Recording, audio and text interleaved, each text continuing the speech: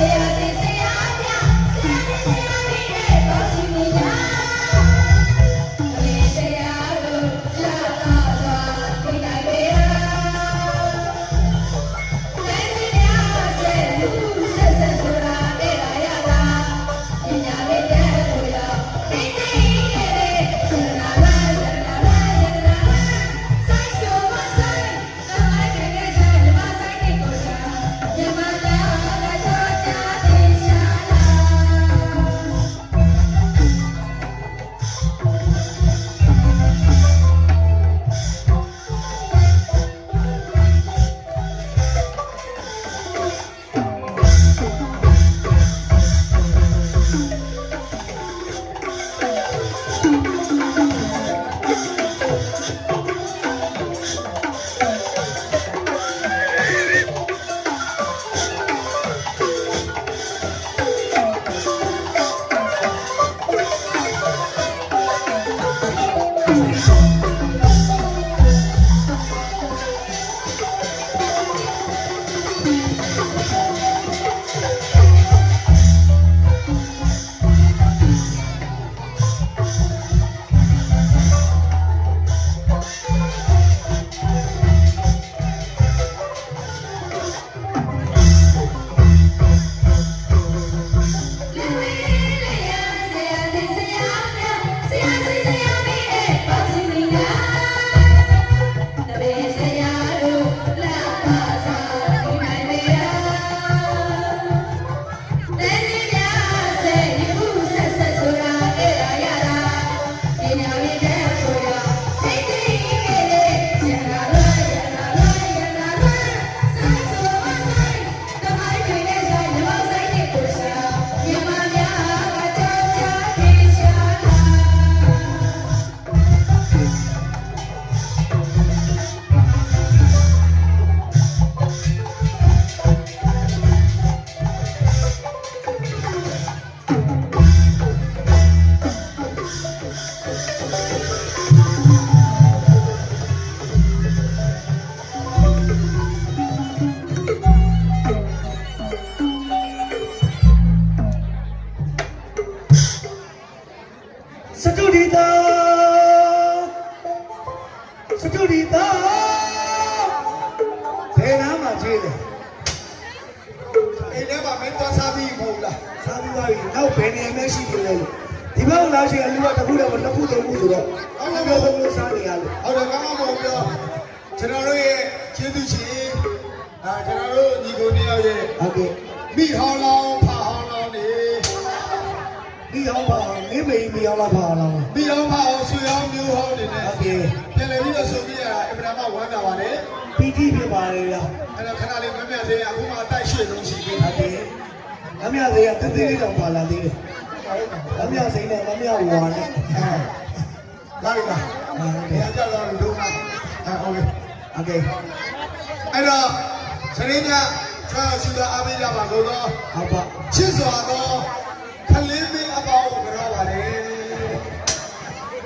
Ghiền Mì Gõ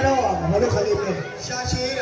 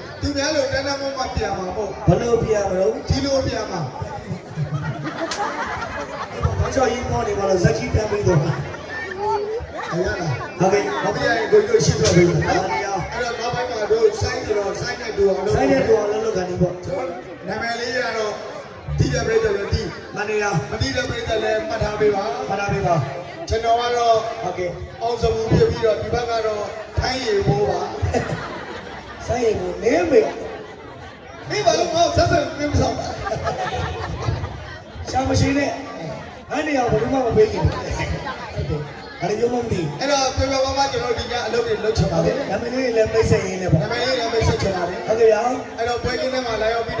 lỡ နောက်ဘက်တရားဆိုတာဟာရိုးသားလို့ဝင်ခံရဟုတ်ကဲ့ဒီရွာမှာငါချစ်သူရှိ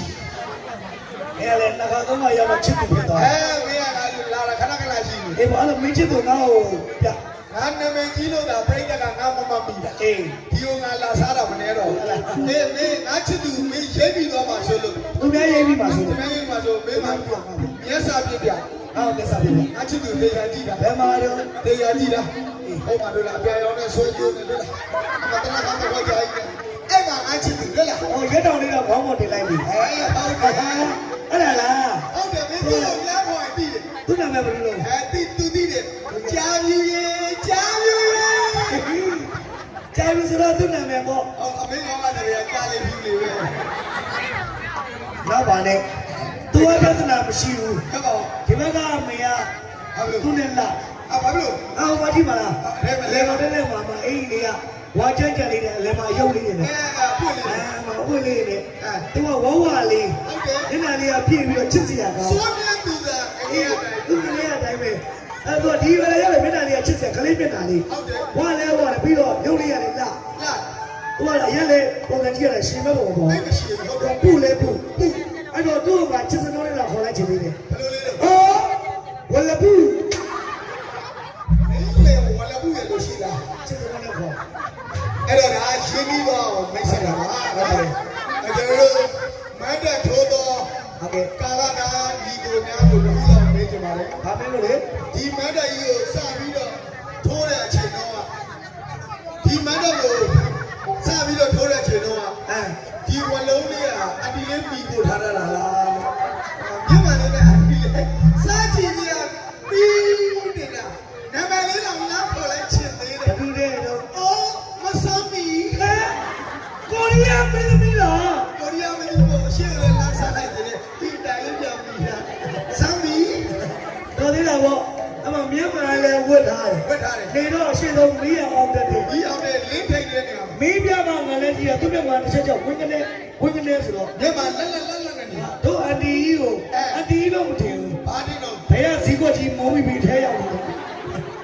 လောလာကောင်းတယ်အဲ့တော့တို့မေချစ်စရာလဲကောင်းဟုတ်တယ်မလေးကြီးတာတော့ပချိုက်လေးနဲ့ကဲအဲ့တော့ပြောဖို့ကောင်းပါလေလူတကာသာသနာ့ရေးယူသိန်းဝင်လူတကာကသာသနာ့ရေးမိုက်ကိုကျင်းဆန်းဟုတ်ကဲ့နော်ဒီမောင်လေးဖြစ်တဲ့လူတကာသာသနာ့ရေးဦးကျော်ဝင်းမိသားစုနဲ့ဖိတ်စားတဲ့မှာပါတယ်လူရှင်တွေတော့အများကြီးပါခလာရန်ကောင်းတယ်တရားလုံးလူလာလို့အော်မယ်ဝေယဝတ်ကုသိုလ်ရှင်တွေလည်းတာဝန်ကြီးတယ်ဟုတ်တယ်အဲ့ဒါညနေရဆိုသွားစားတာအားရစရာကောင်းတယ်ကျေးတယ်အဆုံးပဲဘယ်လူမှတော့မတွေ့ဘူးပါဟုတ်တယ်ညနေရဆိုတော်ကြီးတရားမင်းကလေးအောင်ဆောင်ပြီးတော့တော်ကြီးကမင်းကလေးလို့မင်းကြီးတော့ဖြစ်အေးဟုတ်တယ်ပါလာလို့မမလာတော့တော်ကြီးတရားကျွန်တော်ရေသာနဲ့ဆိုင်ပွက်လဲတော်လဲတော့ဟုတ်ပါဟာအဲ့ဒီမှာဗျာကျွေးတာမွေးတာဟဲ့စားတော့ဟဲ့စားတော့ဆိုင်ခွဲကိုကျွေးတာသူ့သားလေးကိုသူကျွေးဆိုင်ခွဲဟိုမှာဦးစုံတဲလုံးတွေရောချက်သားဟင်းတွေရောဟိုဘက်မှာဖေယုံသီးတွေရောဟင်းတွေဆုံးနေတာပဲဟုတ်လားအချိုက်ကျွေးတာဆုံးနေတယ်ဘယ်မှာမှဒီလောက်အဲဝတ်မချင်ဘူးခန္ဓာပေါ့ဘေးနားမှာအပြိုကြီးဆိုတဲ့အမကြီးတယောက်ရှိသေးတယ်အပြိုကြီးလားသူတို့ခေါ်တာတော့အပြိုကြီးပြောတာပဲဟုတ်လားအပြိုကြီးကဘေးနားမှာရက်လေးခါပြီးတော့အဲ့တော့တာဝန်ချင်းကျွေးတာမင်းကိုကျွေးတာလေဟုတ်တယ်ငါမေ့နေတာအချင်းလေးဆိုပြီးတော့သူဘာချင်းဆိုတော့ဟောတချင်းလေအစားမန်းနေတော့သူဘာချင်းဆိုတော့ဟောချင်းလေးလည်းမေ့ကြည့်တာဗါလေဟေးစားမောင်လေးအားရပါရစားဟောပေါ်စားဘူပင်းစားမြစားမရှိပါမောင်လေးကမမဆောဖို့မောင်လေးကမမဆောဒီချင်းလို့ငါအလိုက်နိုင်ကြအဲ့လိုဆိုတာမဟုတ်ဘူးစားမောင်လေးစားမမစားဖို့မောင်လေးစားမမစားဖို့ဟာလေမောင်လေးစားမမအနက်ခံမယ်အဲ့လိုပြောလားဟုတ်တယ်ဝါရောင်လေးနဲ့လာတော့မောင်မရဲ့ဟေးတင်လာဟေးမိုင်းတင်လာဆိုသူ့နာမည်လားဒီကောင်တော့မကြည့်နဲ့တင်ပါလေးလာတင်ပါလာတော့မတင်လာအဲ့လိုတင်လေးပြားနေရောတင်ပြတော့မတင်ပြားပါဘူးတင်လေးကလုံးနေရောမတင်လုံးအဲ့လိုတင်ကဘုံကလေးဖြစ်နေမတင်ကုတ်တော့မတင်ရမှာအဲ့လိုမျိုးလို့ဆိုတဲ့ဖေမရှိသေးဘူးမင်းကြီးတော့ဖေကြမှာဘောကလေးဖြစ်တံမိုးကြီးကိုထားရမယ်အဲ့တော့ဒီကနာမည်အခုနာမည်လိုင်ပါကျွန်တော်နာမည်ငယ်ချင်းနာမည်လေးပဲရှင်းပါတော့ဖိတ်ဆက်သမီးလေးကိန်းနာဆိုဘုံလူကြီးကစားတဲ့ချိန်လေးဆိုတော့ဆိုင်လေးစင်လေးရဟုတ်တယ်သမီးလေးကိန်းနာဆိုဒါကတော့ အများသိတဲ့ခေနာဆိုပါ မှန်တယ်ဗျာ စိုင်းတော်မင်္ဂလာမရေးရတဲ့အရှိမယန္တနာလွမ်းစိုင်းတီးတဲ့နာမည်လေးကိုပေးထားတာပါ ရတနာလွမ်းဆိုတာစိုက်ချပြီးတဲ့နာမည်လေး မန္တရာအဲ့ယန္တနာသမီးကလည်းဝိုင်းတော်လေးကိုဝင်ရောက်ပြီးတော့နောက်ကသမီးပြူများနဲ့တနည်းဆိုသွားပြီပါပြီ ဟုတ်ပြီ အဲ့တော့စိုင်းတော်မင်္ဂလာဧကန်ကြီးနဲ့နောက်တော့စိုင်းတက်တဲ့ပြီးတော့အားလုံးစိုင်းတော်မင်္ဂလာကသမီးလေးခေနာဆိုဧကန်ပါတော့မယ် ပါပါ ကျွန်တော်တို့ကပြားလို့ထပ်ကာကျော်အရှိဟောက်လို့မကောင်း ဟာတယ်တော့ ထပ်ကာကျော်အရှိဟောက်လို့မကောင်းပါဘူးသမီးလေးခေနာဆိုပတ်စာနားလေးဟောက်ပြီးပါကြွားလာတဲ့ဆွေသားလေး3မိနစ်သာဖြစ်စေခြင်းကမပြတ်အခါနားတော်ဆင်းရအောင်ရေတော့နေနေပေါ့ဗျာအဲ့တော့ ရေကြီးတော့နေ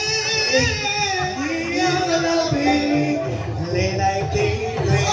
လေးကြီးတော့ဟုတ်ဘယ်အရှင်းတော်ကကားပြောင်းနေတော့ ရေတော့ရေတော့ အဲ့တော့ရေတော့တဲ့အခါမှာကျွန်တော်တို့မမေကပေါက်ဖို့ဖောက်အောင်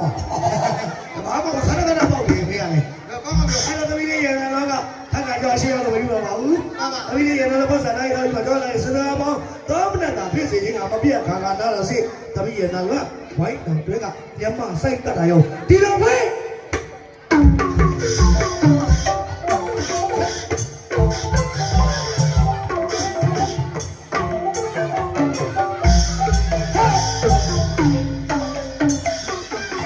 ပြေးပါပြီ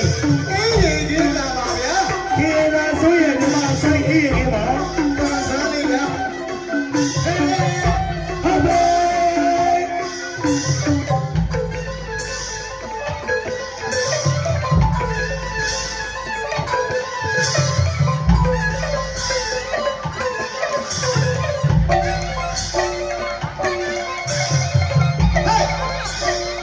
အဲ့ဒါခေနာဆို ဟုတ်ပါ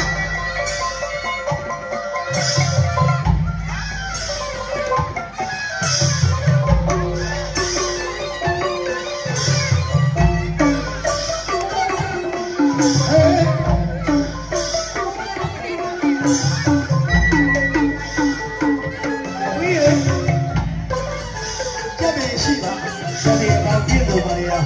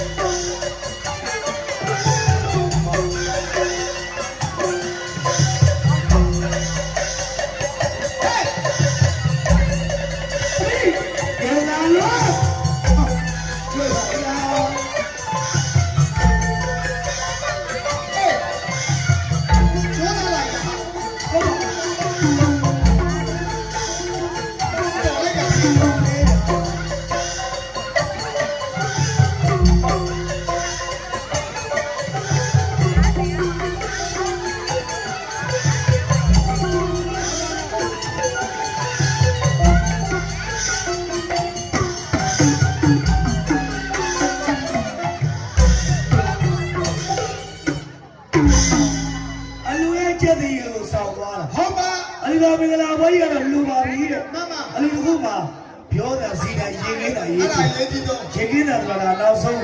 ဘေးတူတွေကင်းတဲ့အတန်လေး ဒီလုံးအရှိကြီး ခဏလေးတော့ နောက်ဘေးတွေကင်းတယ်ဟိုအေးရေကင်းတန်ဆန်းနဲ့ အဲဒီနောက်ပတ်ရရှိမတော်ရေးသားလည်းမင်းသားရွှေဆိုင်တော်ကြီး မမ ခင်းနေဆိုလို့ရောက်သည့်အချိန်မှဆိုင်ဘေးရည်ကင်းကြပါစေပြစ်တာတော်ထားတယ်ဗျာ ဟုတ်ပြီ ဒါကိုတနည်းအားဖြင့်ဆိုတော့လူရှိလူပါပြောဖို့သမီးလေးခင်းနေဆိုကအလိုက်သိတယ်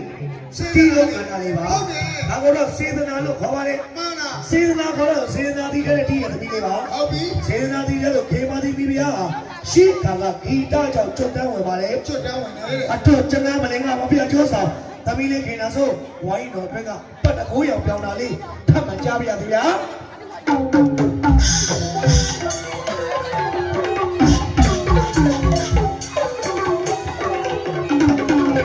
လာပြီရလာလာပြီ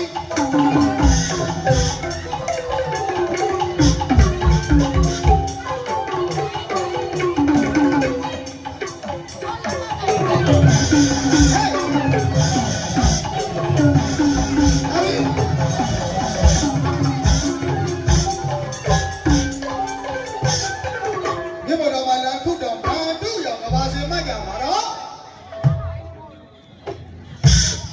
ဒီမို့တော့ဘာလဲတူတော့ဘန်ဒုရောကဘာစီမမြန်မာသူရင်တက်ဆိုတာကမ္ဘာနီယမှာဆက်တယ်မို့ပါဠိတရာကျက်လို့အနတ်ဝိဟာရမပြန်ပြစင်နဲ့မိတ်ကလေးနဲ့ကြွလာတယ်တာနာတော့ပါဝင်းဆိုင်တကယ်လို့ရွှေဆိုင်တော်တွင်းကခင်ရနာဆိုးဆိုတဲ့တပိလာရစင်းဒီလိုတာလိုက်ပါဦးဗျာ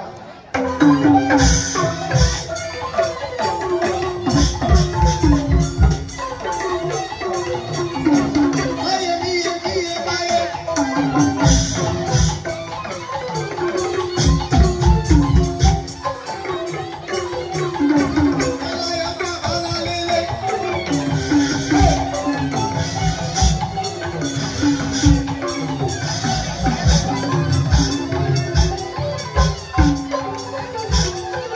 အဲ့ဒါရဲသားတော့ပါဗျာ ဟုတ်ပြီဗျာ ကျိုးစားတဲ့သမီးလေးပါ မှ ဗျာ န်တာပေါ့ တို့ကြတဲ့အချက်နဲ့သမီးတစ်စက်တော့ကဆိုင်ပွေတော့က ဘယ်လိုလဲကြီးညာလား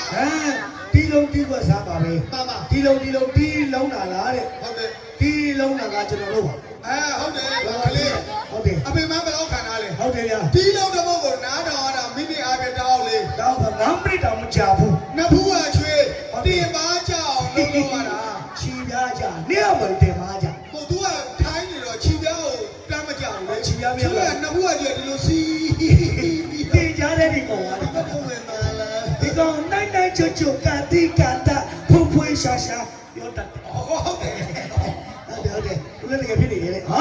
အဲ့ဒီတော့မသိဘူးအကောင်မလေးကလေဟောကောင်မနေဘူး အေး ဟုတ်တယ်အဲ့တော့သမီးလေးခင်လာဆိုပါလား ဟုတ်ကဲ့ ဝိုင်းတော်အတွင်းကတိုင်းတော်နဲ့အချိန်ပဲဆောပါတီးလုံးတစ်ချင်း မှန်ပါ နောက်အဲ့တော့တီးလုံးတာပေါ့ပါဘူးအဖွယ်သားများအားလုံးစီးလုံးဆိုတာတီးနေတာတီးလုံးပါ မှန်ပါ တီးခွက်ဆိုတာကဒုက္ခဒုနေမောင်းနေနေရနေနေ အကွက်ချ အခွက်ထားတီးတာတီးခွက် ဟုတ်ပြီ တီးလုံးတီးခွက်များကိုတီးထုံးမပြတ်ပါဘူးသမီးခင်လာဆိုခကြီးဆုံးပြီးစတဲ့လက်ဖတ်မှကြမယ်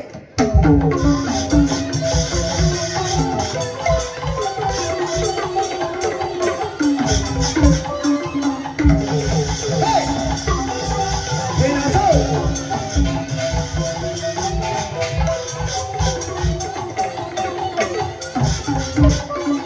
အဲ့ဒါခင်လာဆိုတော့မကောင်းပြီဘူးလားကောင်းတယ်လားမလာချက်ချက်တော့ခင်ဝဲဝါနဲ့ငါနဲ့ညာခလေးတယောက်ပေါ်အဲ့ဒါလိုက်ပေါ်ငါသားဖေးဖေးအာဘာဖြစ်သွား မင်းဘူးသွားတာ အဲ့ဒါဘာလို့လဲနှစ်ဘူးလောက်တော့ဘူးကွာဟာဒီ မင်းဘာဖြစ်လာတော့ဘယ်ကမှငါ့နံပါတ်တွေလည်းပါဘာမလိုက်သွားတယ်ငါသားတယ် ဟာအဲ့ဒါကလန့်သွားတာဖြစ်မယ် ချောင်းလာလား ဘုံလည်းရှိရလက်ထက်ညက်ဆိုတော့ လက်နေကြ တော့ငါထက်ညက်ကြိုက်တာ ဟုတ်လားအဲ့လိုဖြစ်မှာချောင်းလာ ရှောင်းတတ်တယ်မြေအကောင်လေးကရှောင်း ဘယ် တော့ လိုရောက်လာတော့ လုံးမနဲ့အလန့်အကြားလို့ဘယ်လိုလဲလို့ငါရှောင်းတော့ ဘယ်လိုပါလဲ ဟုတ်တယ်ငါတကယ်ရှောင်းတော့အမလေးဒီဝေးဝါနဲ့ငါနဲ့ညခလေးတယောက်ဝါအဲ့ဒါလိုက်ပေါ်ငါသားဖေးဘာဖြစ်သွား လက်နိုင်လို့ပြောတာပဲ ဟုတ်လား အဲ့ငါ့နံပါတ်တွေလည်းပါလို့ ဟိုမင်းကငါဘေးနာတွေ့တော့ဘေးနာ ခေနာတော့ရှင်းမှကြည့်လိုက်ကြတော့မရောက်ငါ့နံပါတ်ကျတော့ပါလား လုံးမနဲ့မင်းနဲ့ငါနဲ့မင်းနဲ့တော့အနောက်ကျောဆိုတော့မသိရဘူးလေ အဲ့လိုလား မင်းမျက်နှာရှင်းဆိုင်ဆိုနေရပါ အဲ့ဒါဆိုမင်းတို့ပဲငါလည်းပြောငါလည်းရောင်တတ်တယ်ငါလည်းရောင်တတ်တယ် ခေါင်းကတော့ဘာလို့မရောတော့ မင်းကရောင်နေတော့ငါရောင်ဖို့မေ့နေတာ ရှောင်းတော့မိတယ်ရှိ ဟုတ်ကဲ့ဟောတိုင်းနဲ့ပြောတဲ့ကောင်တေချင်းစိုးကောင်လုံးတော့ဝဘွေးလိုက် ဒီလိုသူရောင်လာငါတတ်ဆဲလိုက်တယ်အကောင်းမလို့နားထောင် အဲ့တော့သမီးလေး ခင်ဗျာဆို ကြိုးပမ်းမှုနဲ့လောကတော်ကိုချွတ်ပြလို့ပါပြီဗျာ ဟုတ်ပါ ဝိုင်းတော်တွေကမိချောင်းမင်းများရှင်းနိုင်တယ်လို့ပဲ ဟုတ်ကဲ့ မိချောင်းမင်းရှင်းဘယ်လောက်နိုင်လဲဆိုရင်ရှင်းပေါ်မှာဘောလုံးပေါ်လာတစ်တုံးမျောနေတယ်လို့ထင်ရ ရှင်းငိမ့်တာ လိုင်းပြရမထား ပါလာ မိ ကြောင့်မင်းများရေနိုင်တော့တီကောင်းစရာလိုက်ကြမထစိုင်းလိုက်ကြမူဟန်ပါတော့ဒီရနာဆောတူတန်နာလေးလုပ်ပါဗျာ ကြားမယ်ဗျာ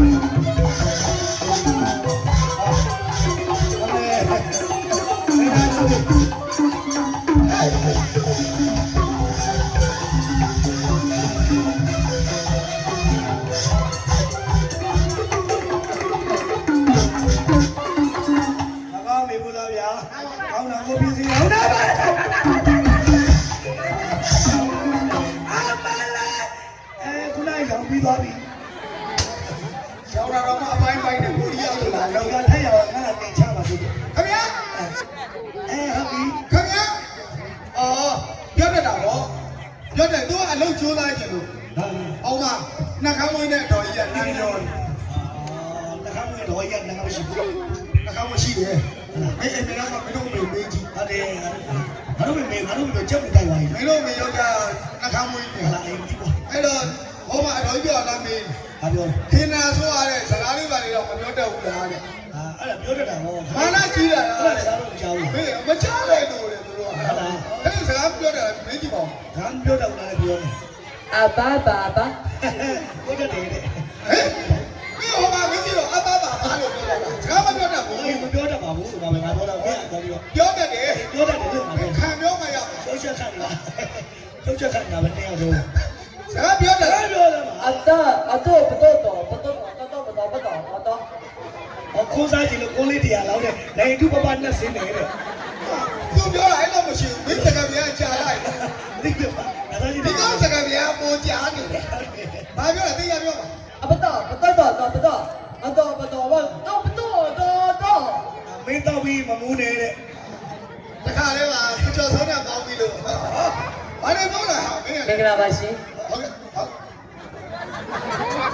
ခုနမပြော သူ တော့ ကပြောတော့တမျိုးပါ ခုနလက် ခလေးစကားလေးပဲလည်းတင်ပေးမှာပေါ့စကားလေးပြောတော့ ဟာတော့ဟုတ် စီကုန်ပြည့်ပဲနေပါမိုက်မိုက်ထိုင်လေကျွန်တော်ဆောက်နေတာငါမှမလာသေးဘူးလို့ဘယ်လိုပြောနောက်ကြတယ်မသိဘူး မင်းတို့အဖေတော်မလို့ပါ အဲ့ဒါမှမိုက်ရငယ်ဖေးပြရပါဗျာကျွန်တော်မှအရင်45ဘောမြောက်ကကျွန်တော်မှ ဘွားတော့45ဘွားနည်းတော့ဘွားတွေပေါ့ ဒါမှမပတ်တိုင်းပြောမယ်နော်ဒီကတော့ပြောတယ်ဆွဲပြလိုက်လာဆိုနေဖေးပြလိုက်ပါကျွန်တော်မျိုးတွေကျွန်တော်မျိုးတွေ ဒီကပြလာတော့ကလာတာဘောက်ကြနေလို့ မျိုးတွေအဲ့ဒါတို့မျိုးတွေငါမျိုးပြောလိုက်တယ်နေမျိုးတွေငါမတရားပါရှိတယ် မင်းတို့တွေကဘယ်လိုလဲလို့ အာငါမျိုးတွေအမှတ်ရတယ်တဲ့တို့မျိုးမိုင်ညနာမှာနှာခေါင်းပါတယ်တဲ့ အဲ့ဒါဝတ်တယ်လေမင်းမျိုးပေါ့ ဟုတ်တယ် ခဏတော့ကြီးချင်ပါတယ် ခလေးတွေစားတော့ခါလေး ဘယ်ရ မလေး ညာဒီဥတော်ဖုန်နေရှင် အာမနာဘော အဲ့ဒါတွေကတတိယပြပြောရင်သူကရာသီဥတုလင်ငယ်နေတဲ့အချိန်ပေါ့ ဖောက်ပြန်လား ဟောက်ပြန်လာလို့လို့ ဟောက်ပြန်လာတဲ့လင်ငယ်တွေကလည်းတူပါပဲ ဒီမဲ့အောက်ကပြိတ္တကြီးကအကုန်လုံးကိုကြည့်လိုက်လက်ရှိတရားမှမဝင်လာ ဟုတ်တယ်ဟုတ်တယ် စပန်အင်ကြီးလေးတွေလက်တုံကလေးတွေလက်စကလေးတွေနဲ့မဟုတ်ရှင်ညီမလေးကိုကြက်တောင်စီလေးတောင်စီးလို့နော် ပူလို့ အဲ့လိုပြိတ္တတွေကြားထဲမှာကျွန်တော်ကဂရီပေါအင်ကြီးနဲ့ရက်တောင်တူကြီးနှစ်ပိတ်တာလောက်နဲ့အရှိရစလိုက်မီးကစုံလဲရထိုးတာဈီးခွက်ကြီးမုံမိနေတယ်လို့ပဲ ဟဲ့ကဲကိုကိုအဲ့လိုမပြောအောင်ဘူး ဘယ်လိုပြောတော့ပါဖြစ် မင်းလည်းမမိကလေးယူတာတော့အောက်ကမိကလိုက်ကြည့်တာဇီဝကြီးနဲ့မတူဘူး အဲ့ဒါတူ အဲ့ဒါ ဟိုမဟောတဲ့နဂရောကြီးမတို့ထိုင်းနေတာဟုတ်တယ် ဟာ ခိုင်းတော့ဘယ်လိုမှမလာလို့ခါဘူးမီး ပိုက်ပိုက်ပြော အဲ့ဒါအခန်းမှုပြီးတာ ကောင်းမြောင်နဂရလာပါတော့ ဟုတ်တယ်လေမီးရပြက်နေတော့ စစ်စစ် အဲ့တော့ညီမတို့ယနေ့ရောက်ရှိလာတာဝေါ်မြို့နယ်နောက်ပတ်တရ ဟုတ်ကဲ့ အလံမုံဝင်းနဲ့ဝေါ်မြို့နယ်ပါရှင် အာစာသားကြိုက်တယ် အလားမွေးပါအလားမွေးပါဘောမျိုးနဲ့တိုက်ပါတိုက်ဟုတ်တယ် လာတာအလံမွေးဘူးဝေါ်မြို့နယ်ကနီးတယ် အားကြီးရဲ့နီးလေးပါပဲအားကြီး ဒီ လို့ ရတာအားကုန်တယ်နော်ပူဝပူနဲ့ချွေးတွေကထွက်ဒီရတာအားမနေဆိုင်နေရနော်ကဲအဲ့တော့ပြိတ္တတွေကိုဒီနေ့ညမှာတော့ကျွန်တော်တက်တဲ့ပညာလေးနဲ့အားပါးတွေကပြောပြနေဆက်မယ် ဟုတ်ကဲ့ ရောက်ကြတဲ့အဲ့လူရှင်လူမဆိုတော့တော်များကဒီဆိုင်ဘက်ကိုလှည့်မကြည့်နိုင်ဘူးတို့ပေမဲ့ဟောဒီမှာကဆွေမျိုးကလည်းတောင်းတပတော့နောက်ပြီးတော့အလူရှင်လူမမိသားစုကဒီရွာဒီရက်ကွက်မှာဘ ဘလောက်တောင်လူမှုရေးချေပြောလဲမသိဘူးရှင်များလိုက်တဲ့အပရိသတ်တွေများလိုက်တဲ့အလိုလာတဲ့မိသားစုတွေအလိုတစ်ခုမှာအလိုတကာမမိသားစုဆက်ဆံရေးကောင်းမကောင်းအလိုကပရိသတ်ကိုကြည့်ရတယ်တဲ့ ဟုတ်တယ် ညနေကတရားနာနေတဲ့အချိန်ကျမတို့စိုင်းမစခင်အချိန်ကတည်းကမန်းတက်ထဲမှာယုံပြည့်ရုံရှင် ဟုတ်ပါ အဲ့တော့အလူရှင်လူမတွေစေတနာအဲ့ဝတ်ကြီးတာဆိုတာကအလုံးအင်မတန်မှအံ့ဩရပါတယ်နောက်ပြီးတော့ကျမတို့ဆိုင်ခွဲဘာလို့လဲတီးရစာတုတ်ကျွေးတာနော်မရှိဘူးအီပန်းကဝမ်းပိတ်စရာစာဝယ်တိုက်မဲ့သဘောရှိတယ်ကတော့ အမေအဲ့ဒီတရားဒီကျွေးရမှာရောငါမချင်းတော့ ဘာလို့လဲ တရားဒီတော့ကျွေးတာကောင်းကောင်းမွန်မွန်တော့ကျွေးပေါ့ဟုတ်တယ်မလားချိန်လာတဲ့ငါတို့ရစားနေကြလို့ကျွေးရပြီးတော့ပေါ့အဲ့ရောသူကတရားဒီတော့မရဘူးလားတဲ့ညနေတော့ကျွေးတယ်နော်တဲ့အဲ့ဘာပြောတာ အဲ့လေ ငါညီလေးကိုညနေတော့တဲ့တရားဒီတော့မရဘူးလားတဲ့ညနေတော့တဲ့ကျွေးတယ်နော်တဲ့ ခလေးကသူကလပိတ်ကြိုက်လို့ပါ ရှင်ရင်းကျန်းနဲ့ပြီးတာတဲ့ အဲ့တော့နော်ဒီနေ့အလူရှင်လူမနဲ့တို့ကပြိတ္တများအားလုံးကိုကျမတက်တဲ့ပညာလေးနဲ့အကောင်းဆုံးဖြောပြနေဆက်ပါမယ်ရှင် ဟုတ်ကဲ့ အရှိမာကတီးလုံးလက်ဆွမ်းပြလေးတွေတီးခဲ့ပြီးပြီ မလေး အေးရေကလေးလည်းတီးခဲ့ပြီးအေးရေကလေးဆိုတာကတော့အဖို့စိန်နေတာရဲ့ပြိတ္တတွေကိုအေးချမ်းပါစေရဲ့လို့မြစ်တာပို့တဲ့အေးရေကလေးဖြစ်ပါတယ်ရှင် မလေးပါ နောက်ပြီးတော့ကျမတို့ရဲ့ဆိုင်ခွန်းမှာအဆူတော်အချောလာလေးတွေဘယ်လောက်ပေါ်ကြောင်းအဆူတော်အင်အားဘယ်လောက်များကြောင်းလဲစိုင်းပြိုးကြီးလေးနဲ့တကွာကျမဖြောပြီးတင်ဆက်ပြီးပါပြီ လူရှင်တော်လေးချောလေကြောင်းလေးတက်ဆက်ပြီးပါ လူရှင်တော်အချောက်မှ2ယောက်ကြောင်း ကျွန်တော်ကတော့6ကြီးပေါ့ အဲ့ဒါကျမအမေပါ တပီးရေ ဟောဟို60ဖြစ်ကုန်ပြီ အစိုးပညာမှာလဲကလေးပူစီလေးဒီမှာကျမရဲ့ညီမလေးတိတ်ရွှေရင်ဒီနေ့မှစပြီးတော့တချင်းဆိုတာဒါပေမဲ့ကျမညီမလေးကစီးနယ်ဝါနဲ့ညီမအနုပညာမဟာဂီတအစပြီးဖြစ်ပေါ်တဲ့မှုစီအကုန်ဆိုတတ်ပါတယ်ညီမလေးဆန်နမုံမမဇူဇူအောင်ကိုကောက်တောင်းထုံးမမလှကလေးမမဆန္ဒဦးဆိုတော်တွေအများကြီးပါတယ်နော်အဲ့တော့မကြခင်မှာလဲကျမစိုင်းတီးတဲ့ကဏ္ဍပြီးတော့လို့ရှိရင်အစုံလေးတွေထုတ်ပေးမယ်ဒီတစ်ခါကျပဲတော့ကိုကြီးတို့ရင်ရှိတဲ့အချိန်လေးမှာနည်းနည်းလေးတိုးတီးပြရစီဝမ်းမျိုးနဲ့ပြိတ္တချက်ကိုကျမအသိတယ်ပြိတ္တကအစိုးအရန်ကြိုက်တယ်အဲ့တော့ကျမရဲ့ခွင်လေးကိုမြင်သက်သက်လက်လေးလှုပ်ရှင်နေရှင် မိသားကအဆူချက်လို့ညနေရဆိုလို့ရှိရင်ကိုလိုက်ကရေထဲကမတက်ဘူး ဟုတ်တယ်အဲ့ဒါလေးသူကလောင်းနေကျွန်တော်ဆိုအဲ့ဒီလိုတချင်းဆိုတာကြိုက်တယ်ဝင်မထောက်ပါဘူး ထောက်ပါဦးအဲ့ဒါ နော်အဲ့တော့ဒီတစ်ခါကျပဲတော့မြန်မာဆိုင်ရဲ့ကဏ္ဍမှာမပါမဖြစ်တဲ့အရာလေးတစ်ခုနဲ့တင်ဆက်ချင်ပါလေချင်းရလေးကြိုက်တယ်တော့ ချင်းရတယ်ချင်းလာဘူး တော်ကြိုက်တယ် ချင်းပဲနားကြိုက်တာဘယ်မှာလဲ ခြေတော့ကို ဒီကိုက်ကိုက်မှာနေဆောင် ခြေ လို့ တော့ ဟိုအောက်ဘက်ကိုဆင်းသွားတာတွေ့လို့ကွာမင်းတဲ့ ချိန်မကိုက်ချိန်တဲ့နေရာကိုက် ချင်းခရီးလိုမှာကြောက်လို့ဟောကွာမင်း အခုအဲ့ထက်တက်လို့မရအောင်တက်ရင်ညက်တော့ပြင်မယ် အဲ့ဒါချိန်မနေ ချီကားလေးကိုတော့ကြိုက်နေ လက်နဲ့ညက်တော့မှာပြောတာအဲ့တော့ဒီတစ်ခါကျပဲတော့မြန်မာဆိုင်မှာမပါမဖြစ်တဲ့မြန်မာဆိုင်ရဲ့လက်စွမ်းပြ ဟုတ်ကဲ့ နော်ပတ်မိုးပေးနေတာကျမရဲ့ညာလက်ယုံဘဲလက်ယုံအနောက်လက်ယုံ ဆုံးတယ် အနောက်လေရောအချီ နောက်တော့ဘာလဲ နော်အတော်များများထင်ကြတယ်လူရှင်တော်ဆိုတာကအခိုင်းအစိမဟုတ်ပါဘူးဒီလူရှင်တော်တွေပါဇက်ကထွက်လာတဲ့နော်စိုင်းစစ်တစ်ခုကိုစုံတက်ဖို့စင့်တက်ဖို့ကိုတော်ရုံလူတင်ကြည့်မတက်ပါဘူးကျမတို့စိုင်းတွေကနှင်းစရာကြီးလို့လိုက်မုတ်ကြည့်ဘယ်သူမှမတက်ပါဘူးနော်ကျမတို့ကိုစီတူအောင်လို့လိုက်တော့မလားဘယ်သူမှမတက်ဘူး တောင်းနိုင်မယ်ဆိုဘယ်မှမတောင်းနိုင် ဒီမလားဘယ်လိုငါပြင်မ အဲ့ရုံး မ မ တောက်တော့ဘူးမတောက်တော့ဘူး ဘယ်လိုမတောင်းကြားပြီလား မတောက်တာဟို3ပွဲရှိ ဘယ်ဘယ်နဲ့ဘယ်ဘယ်နဲ့ နော်မတောက်တာ3ပွဲနော် ဟုတ်လား ဟိုအရင်တော့ အဲ့ဒါ तू မတောင်းတာမဟုတ်မေးမတွေ့တာ तू ဟုတ်တယ် အဲ့တော့ဒီကကြတော့ကိုကြီးလက်ဆက်ပြလေးကိုကျွန်တော်မှပတ်စနာဦးလေးတူတူဖြည်းဖြည်းလေးဆက်ချင်ပါလေ လက်စတာဦးနဲ့တူလက်စ ဟုတ်ကဲ့ရှင်လက်ဆက်ပြလေးနဲ့တူစူမမေသချင်းလေးရတော့မဟာဂီတတေးချင်းတစ်ပုဒ်ဖြစ်တဲ့ဘယ်နာပြောချင်ယူရရပါရှင် ဟုတ်ကဲ့ယူရ ဒါနာတို့ပြောပွဲယူရအောင် ဟုတ်ကဲ့ရာ ဒါမှတက်တဲ့ချက်ဘူးလေးတော့ သမီးလေးဆန္ဒဦး ပတိအောင်လို့မြည်ဒီအထက်တိုင်းကြတဲ့မျက်နှာပန်းလာလက်ဆွမ်းကြလေးပါအောင်ပါ ဂီတမှာကျွန်တော်မဟာဂီတလို့ခေါ်တာပေါ့မဟာဂီတမှာကျွန်တော်မိခင်ဖခင်များကိုဥထိတ်မှာပန်းစင်လို့ပဲစိုင်းတော်မင်္ဂလာတော့ဝင်ပြီဆိုရင်စိုင်းရဲ့ဖခင်မိခင်များကိုဒါအမှုပြရှိခါ လေ ဟာတို့ကြိုင်ပါ တူတူနဲ့ဒီမှာလူကော မနာပါမနာပါ ဆိုင်အချိုင်ပြီးနေပြီးတော့အချင်းပို့နေလို့မရ အဲ့လိုပုံမှာဆို နော်ဒီလိုနဲ့ဒီမှာလူကောဘာကောင်းစားကြည့်ဘလောက်ကောင်းတဲ့နေဆိုလို့ဘိုင်းတော်လေးနဲ့ပြီးတော့ကဲတိုင်းကျော်တဲ့တလေးလေးဓမ္မပြည်တော့ခရီးစာစီတက်လိုက်ပါခင်ဗျာ ကြားရရတယ်ဗျာ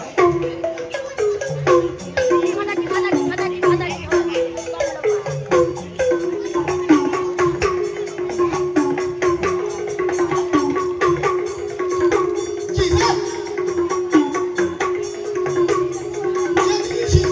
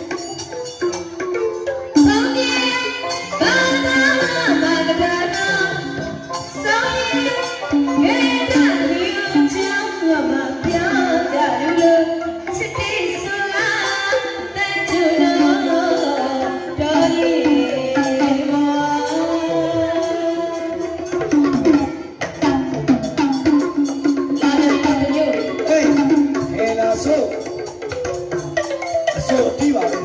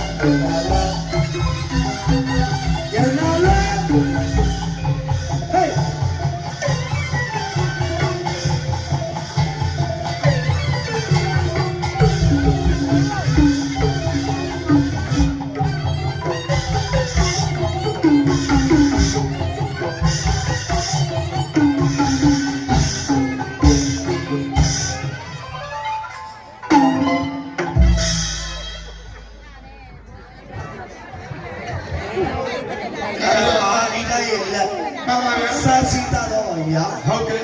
အဲ့တော့မင်္ဂလာပေါင်းနဲ့ပြည့်စုံတဲ့အချိန်ကနေတူပေါ့ဒီနေ့ကိန်းဆိုအလိုက်ကြပါလို့ဒီစက်ကျိုးတော့မတော့ကြဘူးလေဟုတ်ကဲ့ရဖမီဒီစက်အစီအစဉ်လေးပါပါပါလေးသမီးလေးကမာဂီရလေးပြောပြီးဆက်ပြီးပြန်တော့ကန္နာလေးတော့ကြီးမန်နေဂျာတော့ပဲရှိုးရပါဗျာဟုတ်ပါသမီးဝိုင်းတဝိုင်းဂီတသမီးဝိုင်းကြီးတည်တဲ့နေရာမှာ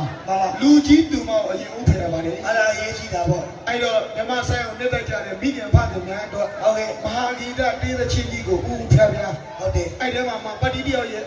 နော်အထက်ထက်ကြတဲ့လက်ဆွမ်းပြလေးပါထည့်ပြီးတော့ပတိကောင်းရဲ့ပညာရဲ့တဲ့အတိုင်းပေါ့ဗျာမဒီကပတ်စာရေးစာနိုင်ပေါ့ဟုတ်ကဲ့ပတ်စာရေးစာအရေးကြီးပါတယ်မှန်ပါရေးစာဆိုတာသိလားရေးစာပါတော့ရေးစာဆိုတာကျွန်တော်တို့ပတ်စာတွေ၆တဲ့အခါမှာဟုတ်ကဲ့ရှင်းလက်ပေးရလက်ပေးရတယ်ရှင်းဆိုတော့ရေးစာခေါ်တာအလူကိုင်းကိုယ်လိုက်လာတာအလူကိုင်းကိုယ်လိုက်ဘာဆိုင်လာကတော့တပည့်အိမ်မှာမရှိဘူးတကယ်မရှိဘူးတပည့်ကမှအတန်တော်သိနေတာလူပဲပြလူဆိုင်ရှိတယ်လို့ရှိတယ်ပြောအော်ဒီရဲ့ကုလိုမိုးလေးညိုမှာဖြစ်ရှင်နေမှာဖြစ်တဲ့ဆိုတာအော်ဟိုရေးပြီးချလွန်ပြင်းရင်လူပါပြင်းပြင်းရင်လူပါပြင်းရဲ့အမိဝိုင်းထဲမှာပဲဆိုပေးမယ်နော်ဟုတ်တယ်ဒီမှာရေဟုတ်တယ်တော့ပြင်းလိုက်တာအမေကျွန်တော်ညီလေးဆိုလဲနိုင်ငံသားမှာ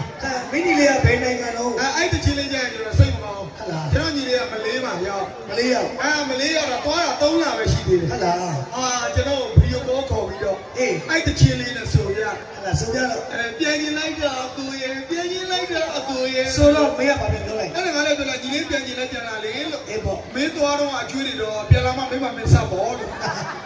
ဟိုရောခလေးအားရှိသွားတာ ဟုတ်တယ်သူ့ယူတာသူ့သွားမယ်ဆိုလို့အကျွေးနဲ့ချီပြီးပို့လိုက်ရတယ်ကိစ္စ သွားပြီးတော့အဲ့ဒါကဘာကြီးနေတာဆိုဘာလေးပြောမလို့ဒီ ကဲနည်းနည်းပတ်တယ်လေးတီးလိုက်အောင်မယ် အဲ့ဒါရေးကြည့်တာ နော်အဲ့ဒါလေးပြီးတော့လို့ရှိရင်တော့ကျွန်တော်ခုနကတောင်းသွားတဲ့ โอเค ရေမချားလွန်းတချင်းကစုံနေဆောင်မရှိဘူးတော့ဒီတချင်းလေးတွေကကျွန်တော်ဆိုင်နေကအမလေး ဟုတ်တယ် အမလေးအကုန်လေးဆိုရင်ကျွန်တော်ကတစ်ခါတလေမှတပုတ်တလေတော့ယူဆိုနေရှိတာကိုပြိုင်ပွဲတော့တိကျတဲ့တချင်းလေးတွေကိုဘာသာကိုပဲဆိုတာများတယ်ဒီပွဲတော့လည်းလူတကာကြီးကိုယ်ကတော့စင်မော်တီတက်ပြီးတော့ဆိုဝေးပါပြောလိုက်တဲ့ဆိုဝေးလိုက်ပဲပေါ့နော် ဆိုတော့ဘယ်ကတော့ငါထပ်လိုက်တယ် 9000ကျပ်နဲ့ ဘယ်တော့မှမသိလို့ ရေးကြည့်လိုက်အောင် အားကြီးရတယ် 380လို့တော့ပြောတယ် မလေးခိုင်းတော့ ဘယ်ကမင်းသိချစ်တယ်အော်ဆုတော်မင်းနော်အဲ့ဒါတော့ဘောကဆုတော်လက်တော်တဲ့ ဟာဆုတော်လက်တော်ဘာကိုပြောတာ ဆုတော်ဆိုခင်ဗျားတို့ရတာဆုတော် ဆုတော် လက်တော်ဆိုတော့မင်းနဲ့ငါမရပဲနဲ့လက်နေလို့ အော် 1 2 3 4 5 6 9 10 ဟက်ကဘယ်လိုကြီးသွားဘယ်လိုကြီးသွားကဲကြီး အစဆုံးနားတော့မှာ ဒီမှာကဲကြီးသိချကဲကြီး 1 2 3 4 5 6 9 10 ကဲကြီးကဲကြီးမင်းကြီးကငါတမျိုးရွက် မင်းစာများမတတ်လို့ အော်စားတတ်တယ်အင်္ဂလိပ်လိုပဲကြီးတော့အမှန်လုံးကြီးလေ 1 2 3 4 5 6 7 8 ဆဲရတော့ဘိုင်းရအောင်လို့ဆဲရတော့ဘိုင်းရအောင်တဲ့ ဆဲနဲ့ဘာခွဲရတာမဟုတ်လားဆဲနဲ့ဘာခွဲရတာ ဆဲနဲ့ကခွဲရပါဘူးဆဲမှလည်းတရွေးလေးတရွေးလေး ပထမဒုတိယတတိယတစ်ကြိမ်နှစ်ကြိမ်သုံးကြိမ် တော်ပါ ကြီး တော့ နေပါနဲ့တော့ ဒီမနေပါနဲ့ ကြီး တော့ နေပါနဲ့တော့ နော် စလုံးဝဆဲရွကျော်လေးဆဲရွကျော်အဲ့နာဆဲ 1 2 3 4 ဆဲဆဲ ဆေးရတော်ကျော်နဲ့ပြောစရာကြီးအဲ့ဆိုကိုကြီးတို့တွေကိုတယောက်တော့စီဟာမပွဲမဲဦးသမီးမယူမဲ အဲ့လာပြောအမေ အဲ့တော့ခွေးဝမ်းတော့အင်းနဲ့ပေးထားဘူး ဘာမှဆိုင်ကိုလည်းတို့ဘုံမတို့မအဲ့ โอเค စလုံးလေးဒါတသိန်းကျက်ဘာလဲချင်းတာဘာအုပ်ကြီး အော် နော် တချင်းတွေတောင်းတာအများကြီးဗျာ ဟာတော်တယ်ဗျာ အာရဲတော့ကြတယ်ဗျာ အဲ့လိုဖြစ်နေတာ အဝေးတနေရာမှာသားသမီးများကစုချငွေခုစေရာထောင်တောင်းသိန်းတန်းဟာနှစ်သိန်းခွဲ နှစ်သိန်းခွဲကဗမာလိုရေးထားတာမင်းဘာကိစ္စခုစေဟာထောင်တော့လို့တယ် ဟေးလာကြိုင်အထင်ကြီးအောင်ကြီးများတယ် ရှုတော်ဝင်နှစ်သိန်းခွဲ နှစ်သိ နဲ့ န်းခွဲနဲ့ ဟာတာလူရှင်တော်တဲ့ ဟုတ်ကဲ့ ကိုငယ်ချစ် ဟဲ့ ကိုငယ်ချစ်ကနေပြီးတော့ဖတ်ပြပါတဲ့ ဘယ်မှလည်းဖလိုက်ရတဲ့ကိစ္စပါပါကိစ္စ ဆိုအဲ့လိုရေးတာလေ ကျေတော့အကောင်းမလို့ ရှုတော်ဝင်နှစ်သိန်းခွဲ အဝေးတနေရာမှာသားသမီးများကစုချငွေနှစ်သိန်းခွဲခေနာဆိုးအဖွဲ့အားတိခရောင်းလန်းနေဖြက်ခါလေးအဲ့ချင်းလေး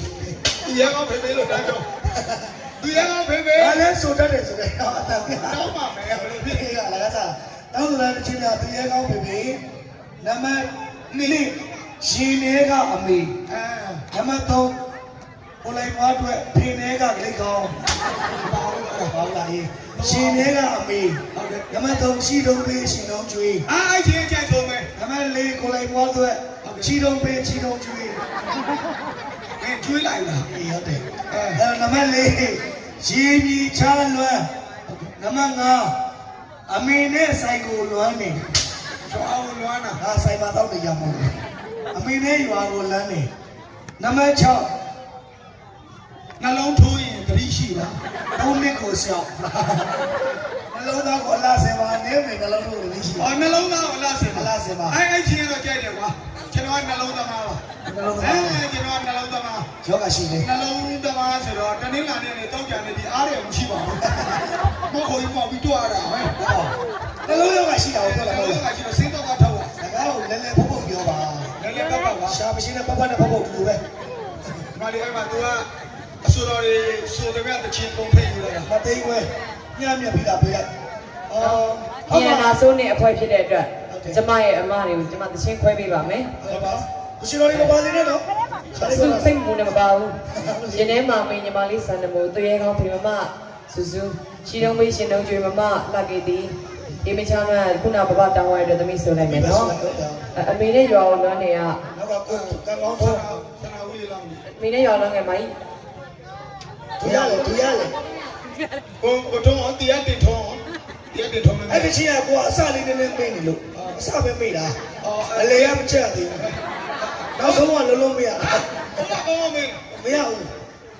မေအနောက်ကနေဆိုနေတော့ကြာ တဘောကြီးချားတယ်ဒီနေ့အမေနဲ့ရောကိုလွား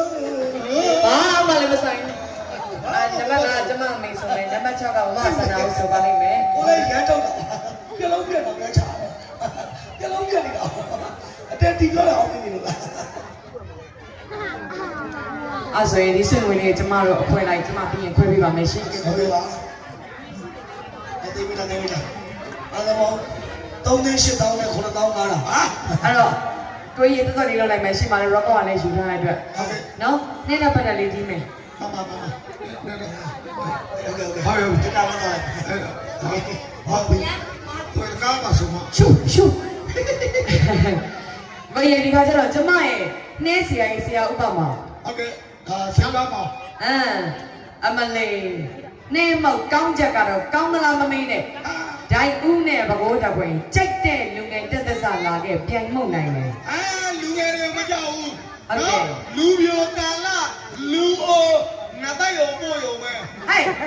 အမောလူနိုးပေါ်ကျိုးရိုးစရာတော်ပြီးသား တို့ဘာလိုက်စနေတယ်နော်အဲ့တော့ကျမအဖနဲ့တူကျမပြည့်တဲ့ပတ်တယ်လေးကျမတီးပြခြင်းနဲ့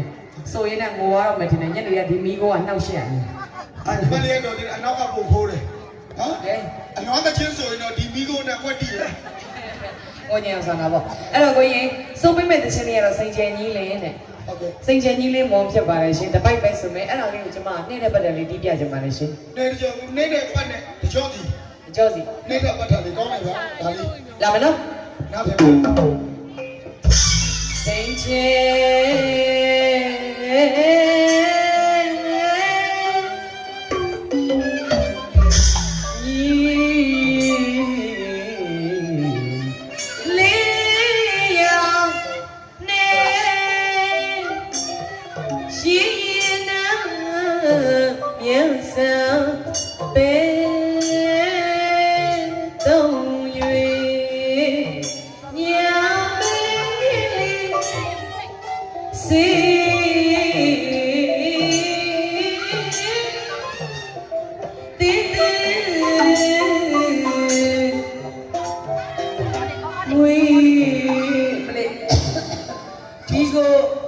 ချောင်းဆိုမယ်တော့ချောင်းဆိုတဲ့ညီမလေးမြစ်ဖေးရနဲ့ကတ်တော့နော်ဟိုကမိကုံးမို့ဆက်ဆရာကြီးများလည်းကျေးဇူးထူးတင်ပါတယ်နော်ဘာကနေပန့်ပိုးပေးဆရာကိုင်းတော်မလို့တော့ အော်အပြစ်မဆိုပါဘူး အချက်အပြုတ်လာဟို အော်အပြုံမစစ်လည်းအပြစ်မဆိုပါဘူး ဟာ ဟုတ်နောက်ဘာလို့လဲဆိုတော့ချက်ရေးပြုံရေးပွဲရှိမှကျမတို့ထမင်းစားရမှာဟုတ်ပြောတာကကိုအောင်ခိုးလာတယ်လို့ပဲ ဟိုသူတို့အရေးကြီးတယ် အဲ့တော့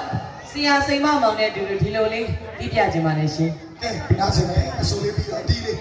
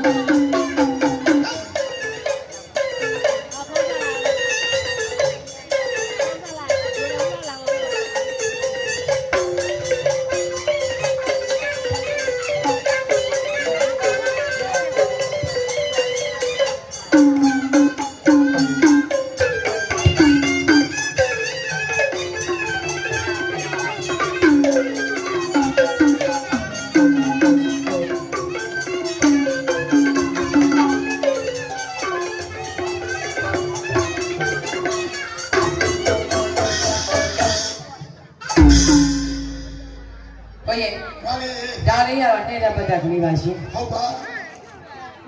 ဒီခါကြပဲနော်ညီမလေးကစိုးတီးလေးတစ်ပုတ်မနာခင်မှာတီးလုံးတန်ဆန်းလေးတစ်ပုတ်တီးပြကြပါလေရှင် အဲ့တော့ဒီလုံးတန်တန်လေးဆိုတော့ဘယ်လိုပါလဲ တိုင်းရင်းသားတီးလုံးနဲ့ အော်တိုင်းသားဒီလုံးလေးတွေလည်းဖြောပြနေဆက်အောင်ပါ ဟုတ်ကဲ့စိုးတီးဆိုတော့ကမလာခင်အရှိမတီးလုံးလေးတစ်ပုတ်တော့ပလင်ခံရတယ်မဟုတ်လားရှင် ဒါလေးမှအတန်လေးတွေရွှေလာမရွှေလာမှန်တော့မှဒါလေးကော ဟုတ်ပါတယ်ရှင်အဲ့တော့ဒီကအဘဆရာစိန်ကိုသင်ကြားပေးထားတဲ့တိုင်းရင်းသားတီးလုံးဆိုတဲ့သင်လေးကိုနားဆင်ပေးပါတီးလုံးထဲမှာတော့ပထမဆုံးတီးမှာကမော်ပမာတီးလုံးလေးပါရှင် မော်နဲ့ဗမာနဲ့ကဒီလုံးချင်းတူတဲ့အတွက် ဟုတ်ကဲ့အဲ့ဒါလေးပြီးတော့ရင်တော့ရှမ်းတီးလုံးလေးလာမယ်ရှင် ဒါပြီးတော့ရှမ်းကလေး ရှမ်းတီးလုံးလေးလာပြီးတဲ့အခါမှာကရင်တီးလုံးလေးလာမယ်ရှင် ကောင်းတယ်ဗျာပြောပြောပါပါပေါ့ ဒါလေးပြီးတော့ရင်စိုးတီးလေးတီးပြမယ် ဟုတ်ကဲ့ စိုးတီးလေးပြီးရင်ကျွန်မအစိုးလေးထုတ်ပေးမယ် မှန်ပါ တီးမယ်ဆိုရင်တော့ကျွန်မတပွဲအပြက်တီးရင်တော့10နာရီခွဲ17နာရီထိတီးလို့ရပါတယ်ရှင် ဟုတ်ကဲ့ ဒါပေမဲ့ပြိတ္တကဟောဒီဝေါမြို့နယ်ကတန်တန်တန်တန်တန်တန်တန်တန်တန်တန်တန်အဲ့ဒါနားထောင်ကျင်တာတဲ့အဲ့တော့ကျွန်မကဝေါမြို့နယ်ဆိုတာကအိမ်ဦးနဲ့ကျမ်းပြင်ဖြစ်နေပြီအဲ့ဒီတော့ ဒီမှာတော့မှကနေရတာနမကြီးချင်းမကြတယ်လို့ ဒါနာတာဒါနာတာဒါနာတာဒါနာတာငါပြောလိုက်ကြတယ်အယူ ပြောတာပဲလိုက်မကပါနဲ့လို့ အဲ့တော့တိုင်းရင်းသားတီလုံးလေးနားဆင်ပေးပါရှင် ကဲမမမဒီလုံးလေးကိုစပြီးနားဆင်ပါခင်ဗျာ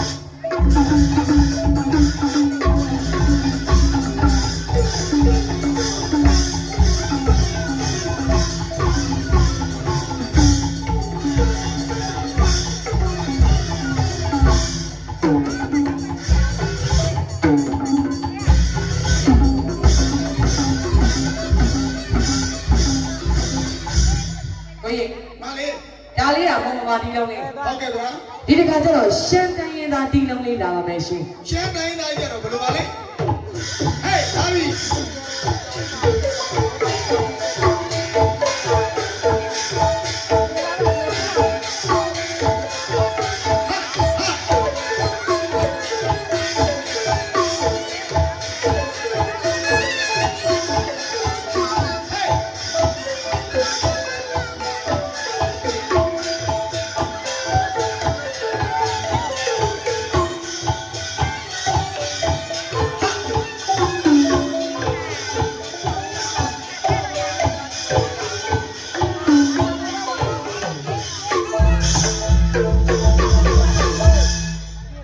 ဒါလေးကရှမ်းတီလုံး အဲ့ဒါရှမ်းပါဗျာ ဝေးလိုက်ဝါယ ဝဲပါတော့မဲ နေပါလူညိုးလဲဝေး ဝဲဆိုတော့ဒါပြန်ထိုးရတယ်ဘာလူမျိုးမှမသိဘူးဝဲ အေးငါလည်းတီလုံးရှိသလားတီးရတယ်ငါလည်းကရင်မဟုတ်ဘူးအဲ့နေတောင်ပေါ်ကရင်လားတောင်အောက်ကရင်လား ငါကတောင်အောက်ပြင်ဝဲ ငါမှာအောက်မှာတလန်းတလန်းမရှိဘူးကော ဘာဒါဒါအာဒီမှာပေါ်တူးနေတာလဲလုံးနေတာ မဟုတ်ဘူးဝေးနေပြောမှာငါပြောလိုက်တာဝေးတီပြလုံးကြောင်းညာဖြစ်သွားတာဝေး ဟုတ်လား ဟုတ်ကဲ့ဝဲ အဲ့ဒါဆိုရင်ပြန်မင်းဝဲ နေမေးရမှာလေငါ ဟေး လေး ဟေးကကြီး အေးဗာလဲဝေး နေတောင်ပေါ်ကရင်လားတောင်အောက်ကရင်လား ငါတောင်ပေါ်ကရင်ဝေး တောင်ပေါ်ကရင်လား ဟုတ်တယ်ဝေး ဒါဆိုငါတောင်ထိပ်ကရန်တန်းနဲ့နေလာဝဲ ငါမဘူးဝေးကြီးပုတ်ဆရာကိုကြော်ဆုံးဝေး အဲ့ငါလည်းမင်းလေ အနေတောင်ပေါ်ကင်လားတောင်အောက်ကင်လားဝေး ငါကတော့တောင်အောက်မှာပဲနေလား ဟလားအော်အဲ့ဆိုငါဟိုတောင်အောက်ကတူတူတူတူနဲ့ကနေပေါ့ဝေး ဒီဘာလို့တို့ပါလဲတွဲလောင်းလေးခုန်နေတာမှကောင်းသေးတယ်ဗာလေတော်တော်ပါလားလေသူလည်းကြမှာတော်တော်နဲ့လူမျိုးကတုံး